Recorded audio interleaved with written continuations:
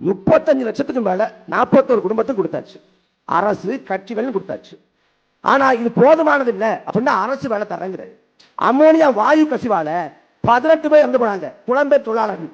அவங்களுக்கு ஒரு 10 லட்சம் நிவாரணம் கொடுத்தாங்க, ஒரு 2 லட்சம் நிவாரணம். எல்லா இடத்துக்கும் ஆய்வுக்கு கிளம்புறேன், ஆய்வு பண்றேன்.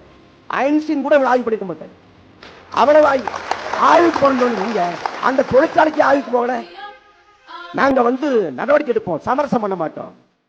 அமைச்சர் சரத்னு ஒருத்தர் இருக்காரு, குழந்தைங்களுக்கு மருந்து கொடுக்கற நிபுணர்,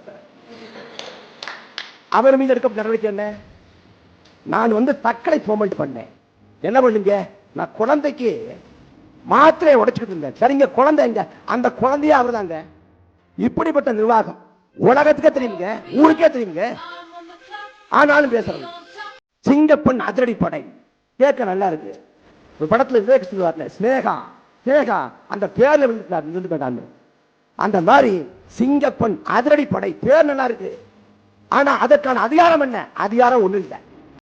அங்க ரோந்து போகலாம், குற்றம் நடக்குதா தடுக்க முயற்சி பண்ணலாம், அல்லது குற்றவாளியை பிடிச்சு காவல் நிலையத்தில் ஒப்படைக்கலாம்.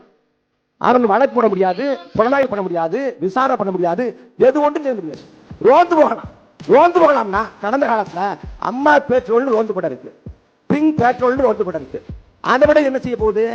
இதுவரைக்கும் ஒட்டுமொத்தமா சிங்கப்பெண் அதிரடிப்படையில் 2560 பேர் இருக்காங்க. இதை மேலும் விரிவாக்கம் பண்ணா 5000 பேர். 5000 பேரை கொண்டு 4 கோடி பெண்களை பாதுகாப்போம்னா இது ஏமாற்று இல்லையா?